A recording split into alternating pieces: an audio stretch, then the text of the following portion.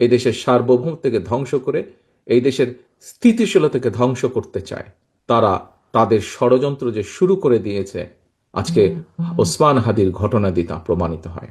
অতীতের যে কোনো সময় থেকে সবচাইতে বেশি ঐক্যবদ্ধ হতে হবে, অন্যায়ের বিরুদ্ধে প্রতিবাদ গড়ে তুলতে হবে। কিছুক্ষণ আগে, ঘন্টা দুই আড়াইক আগে, বাংলাদেশে ঢাকায় একটি অত্যন্ত দুঃখজনক এবং জঘন্য একটি ঘটনা ঘটেছে। ইনকালাব মঞ্চের নেতা জনাব ওসমান হাদি, তাকে গুলি করা হয়েছে, তার উপরে গুলিবর্ষণ করা হয়েছে। আমরা কিছুদিন আগে দেখেছি চট্টগ্রামে একইভাবে আমাদের আরেক প্রার্থীকে গুলি করা হয়েছিল। প্রিয় ভাই বোনেরা, প্রথমেই আমি এই ঘটনার জন্য তীব্র ঘৃণা এবং প্রতিবাদ জানাচ্ছি। আমাদের উচিত হবে সারা বাংলাদেশে গণতন্ত্রের পক্ষে যত মানুষ আছে প্রত্যেকটি মানুষের উচিত হবে এই ঘটনার তীব্র প্রতিবাদ এবং ঘৃণা জানানোর। আসো, আমাদের আজকের এই অনুষ্ঠান থেকে আমরা এই ঘটনার প্রতি তীব্র ঘৃণা এবং প্রতিবাদ জানাই, এবং একই সাথে বিএনপি এবং ছাত্র দলের দায়িত্বশীল একজন কর্মী হিসাবে আমাদের দায়িত্ব হবে প্রশাসনকে, যারা এই ঘটনার সুষ্ঠু তদন্ত করবে, তাদেরকে আমাদের অবস্থান থেকে সহযোগিতা করার কোনো স্কোপ সুযোগ যদি থাকে, আমরা আমাদের সর্বোচ্চ সহযোগিতা করব, যাতে করে তারা প্রকৃত যে দোষী ব্যক্তি তাদেরকে খুঁজে বের করে দেশের আইন অনুযায়ী তাদেরকে শাস্তি প্রদান করতে পারে। প্রিয় ভাই বোনেরা, দেশ একটা অত্যন্ত সংকটের ভিতর দিয়ে যাচ্ছে।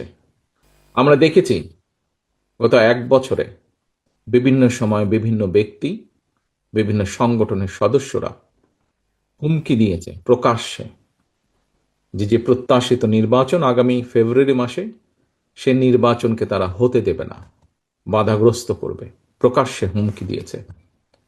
একটি দল, গোষ্ঠী বা কিছু ব্যক্তি এই দেশকে, দেশের মানুষের শান্তি, স্থিতিশীলতা বিনষ্টের জন্য উঠে পড়ে লেগেছে।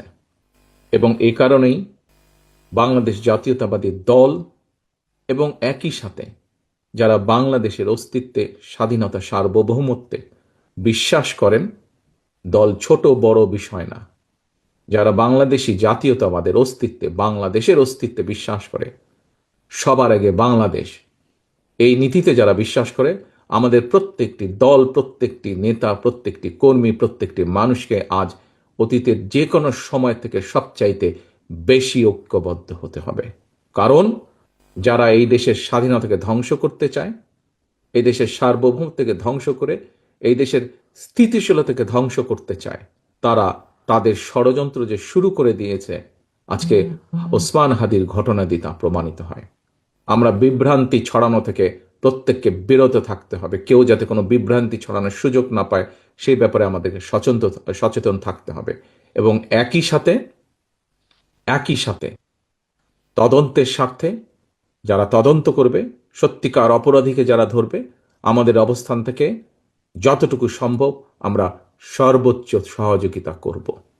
আজকের অনুষ্ঠানে আমার বক্তব্যের প্রথম অংশ এটি, আমাদেরকে প্রতিবাদ গড়ে তুলতে হবে এবং যে কোনো মূল্যে অন্যায়ের বিরুদ্ধে প্রতিবাদ গড়ে তুলতে হবে, যে কোনো অন্যায়ের বিরুদ্ধে, এবং যে কোনো মূল্যে এই দেশের মানুষ যাতে করে তাদের হারানো গণতান্ত্রিক অধিকার ফিরে পেতে পারে,